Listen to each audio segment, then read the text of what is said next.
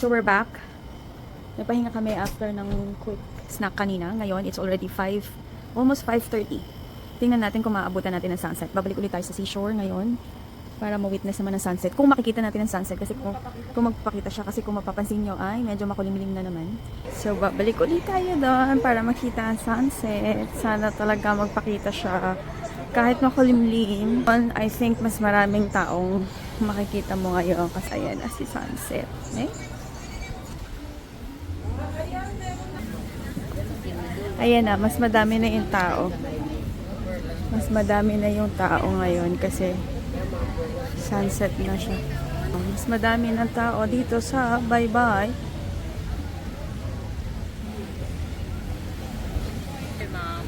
Ang dami ng ano. Ang dami ng tao. Ang dami ng tao. Gusto mo, na tumawid muna tayo doon sa tulay?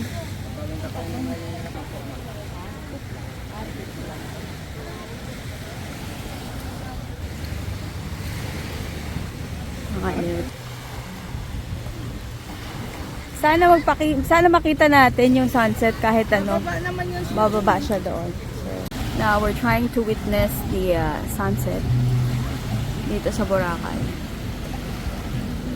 Dito ako. Ayan, daming tao. Sunset na siya.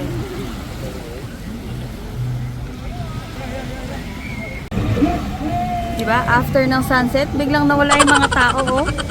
Tingnan mo, parang sunset lang hinahabol nila. Pero ang nakakainis doon, hindi matigil sa lugar. Lakad ng lakad. Paano po ma-appreciate yung sunset kung lakad sila ng lakad? O ngayon, wala na yung sunset, wala na rin yung tao. Kaloka. Dapat pag sunset, nakaupo lahat.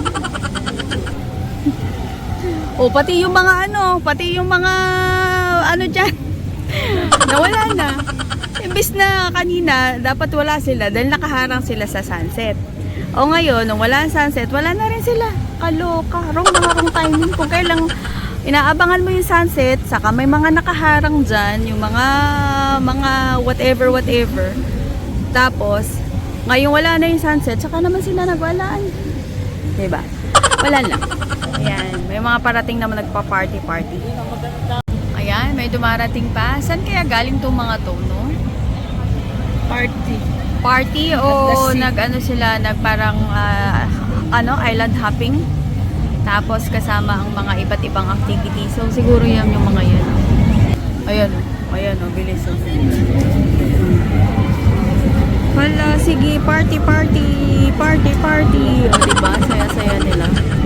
Ayan na yung ito na yung mga galing sa barko. Ang dami-dami nila. Siguro ano sila, isang hotel, kasama sa package hotel. Yan yung mga galing sa mga tumutugtog na mga pump boat. Pump boat ba rin ba ang tawag? Pag may second floor, malaking pump boat. Hindi yung pump boat. Ano tawag dyan? Parang Pasayon. Mini cruise ship na yan. Kasi may second ano siya. restaurant? Oo. Wala naman, may restaurant ba sa taas? Sa taas. Sa second floor. Second floor. Oo, kainan. Restaurant. So floating restaurant, mini cruise ship, lahat na ng tawag. Hindi natin alam kung anong tawag dyan. I-google nyo na lang. Pero mukhang nakakatuwa siya. Mukhang ang saya. Para sa mga turista, siguro kasama sa package nila yan. Kami naman ay overnight stay. So wala kaming pinuhang package or something. DIY kami. Pero meron tayo bukas land tour. Pero bukas may land tour kami. Nakipag-usap kami doon sa isang driver ng e-trike.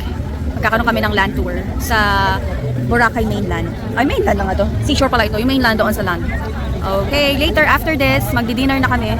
Paanuhin lang namin yung mga tao. Paalisin lang namin. Tapos pwede na kami mag-dinner.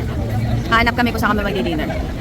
Pagkatapos ng aming sunset seeing, ito naman, lalakad kami para maghanap ng aming kakainan for dinner.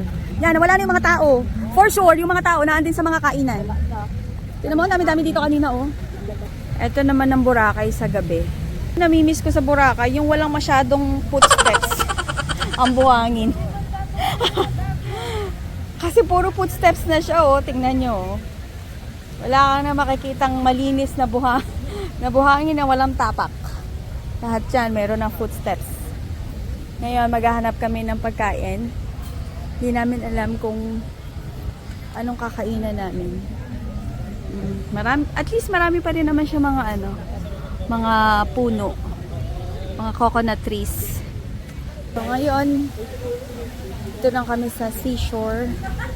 Hahanap. Pero baka pumasok kami sa looban para maghanap ng kakainan. Pag sa mga t-shirt, marami silang mga bag din. Sino bibigyan mo? Wala. Ikaw! Nag-iisip pa ako. Nagbe-braid din. Meron din nagbe-braid. Ito siguro yung mga Boracay activities sila.